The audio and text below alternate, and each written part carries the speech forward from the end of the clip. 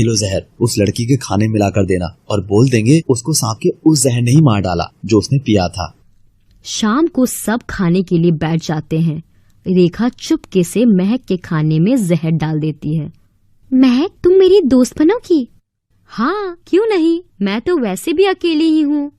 तभी विजय बीच में बोलता है, मेरी भी दोस्त बनोगी? हाँ, हम सब अब से दोस्त हैं।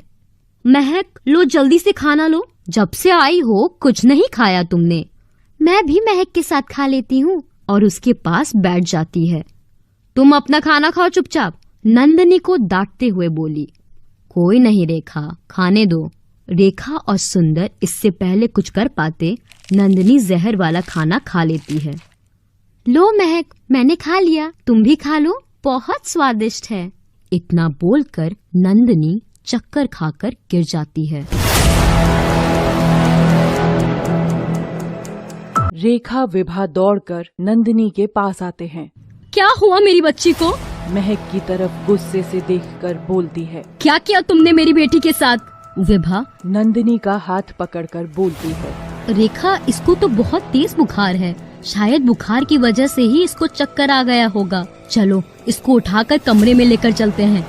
नहीं दीदी, मुझे लगता है इस लड़की ने कुछ किया है मेरी बेटी के साथ। तुम ऐसा क्यों बोल रही हो रेखा? तभी नंदिनी को होश आ जाता है। क्या हुआ माँ, रो क्यों रही हो आप? सब ठीक तो है ना? हम तो ठीक है, पर तू ठीक है मेरी बच्ची? पता है कितना डर गई थी मैं। हे भगवान, तेरा धन्यवाद मेरी नंदिनी की रक्षा करने के लिए। रेखा ये सब बोलकर महक की तरफ देखती है और महक एक हल्की सी मुस्कान देकर चली जाती है। रेखा फिर मन ही मन सोचती है, आखिर ये सब हुआ कैसे। उधर महक पुरानी सारी घटना याद करती है। महक, लो खाना लो। और जहर वाले खाने की थाली महक को देकर चली जाती है। महक थाली पकड़ती है और जैसे ही खाने को देखती है, अपनी दिव्य दृष्टि की शक्ति से खाने में पड़े जहर का पता लगा लेती है। वो अपनी आँखों की शक्ति से ही जहर का प्रभाव कम कर देती है। अब आगे। चलो महक, सोने चलते हैं।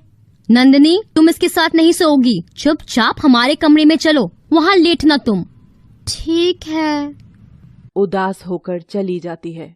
तुमने तो बोला था वो जहर लड़की को मार देगा, लेकिन उसे तो कुछ हुआ ही नहीं। तुम्हारी बेवकूफी से हमारी बेटी की जान खतरे में पड़ सकती थी।